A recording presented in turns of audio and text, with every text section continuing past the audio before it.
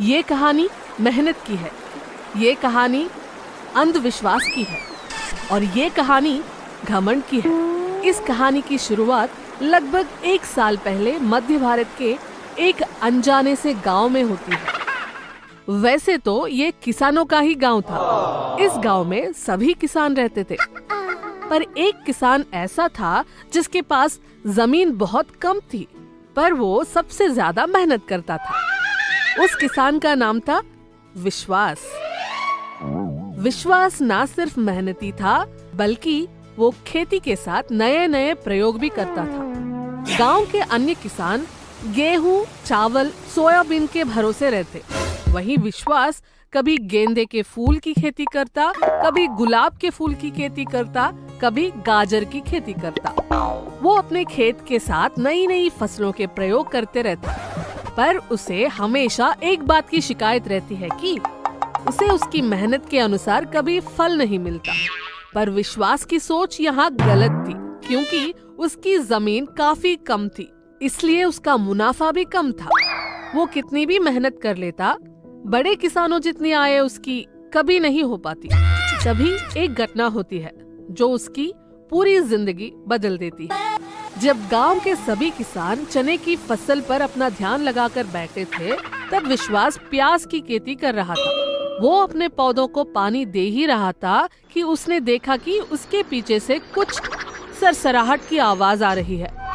इससे पहले कि वो समझ पाता, इससे पहले कि वो कुछ कर पाता, उसे उसके ठीक पीछे बैठे सांप ने काट लिया। विश्वास वहीं बेहोश हो गया।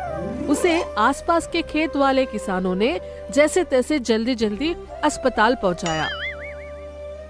जैसे तैसे उसे इंजेक्शन लगाए गए और दवाइयां भी दी गई। विश्वास अगले 1 महीने के लिए कोमा में चला गया।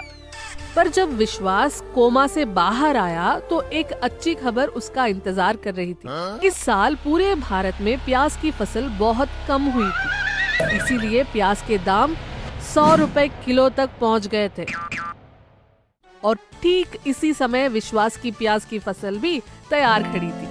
जब विश्वास ने अपने परिवार के साथ प्याज बेची, तो उसे जिंदगी में पहली बार गांव के बड़े किसानों से भी ज्यादा पैसे मिले। विश्वास को पहली बार उसकी मेहनत का और तरह तरह के प्रयोग करने का फल मिला। विश्वास को पहली बार सच्ची खुशी का एहसास हुआ, या कहा जाए तो विश्वास को पहली बार आनंद मिला। पर कहानी अगर यही खत्म हो जाती तो इसे आप हैप्पी एंडिंग कह सकते थे। पर कहानी आगे बढ़ती है। विश्वास को अंदर ही अंदर ये पता था कि सब कुछ उसकी मेहनत से हुआ है, पर उसके पड़ोसी और उसके परिवार वाले काफी अंधविश्वासी थे। वो उसे बार बार इसी बात का एहसास दिलाते रहते कि हो न हो उसकी किस्मत सांप के काटने से खुली है। और जब आपके कानों में एक ही बात 1000 बार बोली जाए, तो आप धीरे धीरे उस पर विश्वास करने लगते हैं। और कुछ ऐसा ही विश्वास के साथ हुआ। वो भी धीरे धीरे इस बात पर विश्वास करने लगा है कि सांप के काटने से उसकी किस्मत खुली है। कहानी आगे बढ़ती है। विश्वास अगले साल सूरजमुखी की खेती करता है। फसल काफी अच्छी आती है, पर शायद विश्वास की किस्मत को इस बार कोई ग्रहण लगा है। इससे पहले कि वो कटाई कर पाता, एक बड़ा तूफान आता है और उसकी पूरी फसल को बर्बाद कर देता है। विश्वास अपनी किस्मत पर रोने लगता है। उसे ये बात याद आती है कि सब कह रहे थे कि उसकी किस्मत सांप के काटने से खुली है। पता नहीं उसके दिमाग में क्या बात घर कर जाती है। वो अपने खेत में सांप ढूंढने लगता है और खेत में विभिन्न गड्ढों में ये सोचकर अपने हाथ डालने लगता है कि हो न हो ये सांप का बिल होगा। और एक बार सही में सांप के बिल में अपना हाथ डाल देता है और सांप तुरंत ही उसे डस लेता है। विश्वास वहीं बेहोश हो जाता है। पर इस बार विश्वास को अस्पताल ले जाने के लिए आसपास के खेतों में कोई किसान नहीं थे। विश्वास वही पड़ा पड़ा मर जाता है। विश्वास का ये अंधविश्वास उसे मौत तक लेकर जाता है। अगर ये पुराना विश्वास होता, जिसे अपनी मेहनत पर विश्वास था, तो वो अगले साल इससे भी ज्यादा मेहनत करता और कभी न कभी वापस से उसे उतना ही फायदा होता। पर अंधविश्वास के चक्कर में विश्वास खत्म हो गया।